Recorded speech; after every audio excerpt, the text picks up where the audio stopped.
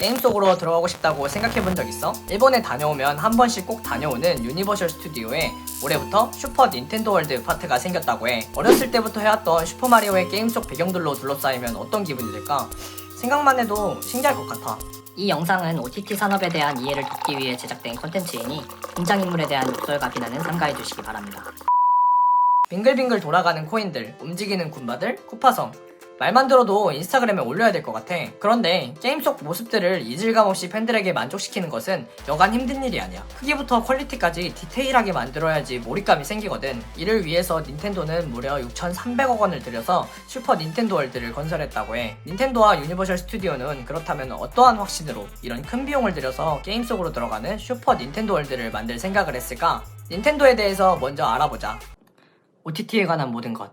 이리오슈. 닌텐도 하면은 게임 산업을 빼놓고 이야기할 수 없어. 2000년대 초중반에는 닌텐도 하나씩은 기본이었을 거야, 그치? 이거 없으면 동네에서 놀 때 껴주지도 않을 정도로 거의 모든 친구들이 하나씩 들고 너도 나도 닌텐도를 즐겨했지. 이 닌텐도 DS가 나온 지 무려 17년이 지난 거 알아? 이 닌텐도가 나올 당시만 해도 단순 버튼형 조이스틱 게임기가 아닌 화면 터치로 게임을 할 수 있다는 사실과 2D 게임이 아닌 3D 게임으로 게임을 할 수 있다는 점은 독보적인 케이스였어. 그리고 이 당시 정말 남녀노소 즐겨했던 슈퍼마리오, 마리오 카트, 포켓몬스터, 젤다의 전설, 별의 커비, 동물의 숲 등등 이전까지만 해도 게임하면 안 좋은 시각으로 바라보는 사람들이 많았지만 이 기점으로 게임을 어른아이 할 것 없이 정말 재밌게 즐겨 했던 것 같아. 이 뒤에도 닌텐도는 정말 많은 게임들을 만들어내고 닌텐도 위와 같은 기존 게임의 틀을 허물어버리는 독보적인 실험을 하며 그 인기를 이어가게 돼. 이 메가히트를 잘 보여주는 주식 차트를 조금 살펴보면 뉴 슈퍼마리오 브라더스, 포켓몬스터 디아루가 펄기아가 나온 2007년경에 최고가를 달성하게 돼.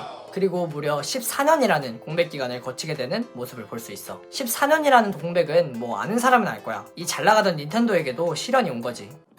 OTT에 관한 모든 것. 이리오슈.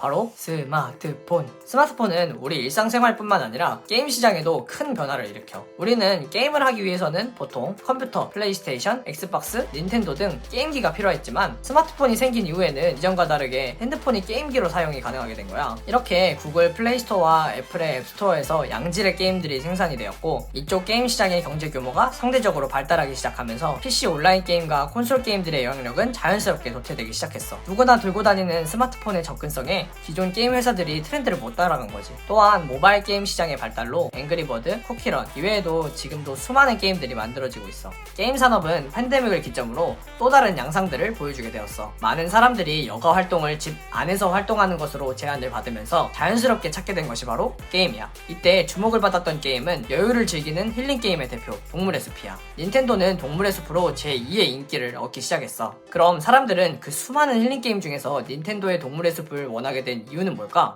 나는 이걸 IP의 힘이라고 정의하고 싶어. 내가 아까 동물의 숲을 이야기할 때도 대표라고 이야기했지. IP는 인텔렉추얼 프로퍼티의 약자로 지식재산권이라는 의미야. 요즘 콘텐츠들은 한 가지의 형태로만 국한되지 않고 정말 다양하게 표현되고 있어. 영화 시장에서는 마블의 만화가 영화로 제작되는 것을 예로 들 수 있고 게임 시장에서는 본인들의 콘텐츠들을 PC뿐만 아니라 모바일에도 표현되고 때로는 게임이 영화로, 영화가 게임으로 만들어지는 모습들을 볼 수 있을 거야. 앞서 말한 슈퍼 닌텐도 월드도 콘텐츠의 다양한 형태라고 할 수 있겠지. 이때 회사들은 새로운 콘텐츠를 만들어 승부를 하는 것도 있지만 본인들이 가장 인기 있고 대중들이 좋아하는 본인들의 콘텐츠를 활용하여 다양한 형태로 대중들에게 선보이는 거야. 그래서 잘 키운 IP 하나가 수십 년간의 매출을 책임질 수 있다는 말이 있을 정도지.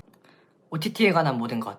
이리오슈. IP는 무엇에 대해 떠올렸을 때 대표적으로 떠오르는 것이라고도 이야기할 수 있어. 가령 닌텐도를 떠올렸을 때 마리오와 포켓몬과 같은 것이 제일 먼저 떠오르는 것도 이 또한 IP인 것이지. 다시 동물의 숲으로 돌아가면 이러한 IP의 노하우 기반이 탄탄하게 다져져 있어서 잊고 지내고 있던 사람들에게도 다시 좋은 기억들을 떠올리게 되고 지금의 인기를 얻게 된 거지. 혹시 지금 쿠키런 킹덤 하고 있는 사람 있어? 이 쿠키런 킹덤도 마찬가지로 이러한 자신들의 IP를 통하여 자신들만의 이야기를 입히고 다양한 컨셉의 게임으로 발전하는 모습을 보면 IP의 힘은 정말 무궁무진한 것을 알 수 있는 것 같아. 반대 사례들도 있어. 이는 이러한 IP를 이용하여 유저들의 추억을 망치는 경우를 말해. 2000년대를 호령한 온라인 게임이었던 바람의 나라와 리니지, 트릭스터 등 정말 많은 게임들은 자신의 IP를 이용하여 모바일 게임들을 만들어냈어. 그래, 여기까지는 좋아. 하지만 많은 사람들이 우려하고 있는 것은 바로 게임성에 투자하는 것보단 과금 유도하는 법만을 발전시키는 경향이야. 그리고 그 일이 실제로 일어났지. 그래서 추억을 즐기기 위해 많은 사람들이 게임을 실행해보면 내 추억과는 전혀 다른 게임들이 되어버린 모습에 정말 안타까움을 자아내는 경우가 참 많아.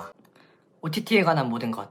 이리오슈. 우리나라의 게임 회사들도 돈을 벌어야 이윤을 벌어들이는 것도 맞지만 게임을 통해 우리가 느꼈던 수많은 즐거움들과 감동들을 지켜나가며 그들이 쌓아올린 IP라는 탑을 한순간에 무너뜨리지 않았으면 하는 바람이야. 득이 되기도 하고 독이 되기도 하지만 관심만은 확실히 끌 수 있는 IP. 정말 매력적이지? 그저 돈벌이만을 위한 IP 활용이 아닌 팬들과 잘 소통해 나가면서 하나의 IP를 예쁘게 갈고 닦아보는 것은 어떨까? 오늘의 결론. IP는 나무보다는 숲이다. 그럼 오늘도 오슈, 내일도 보슈. 안녕!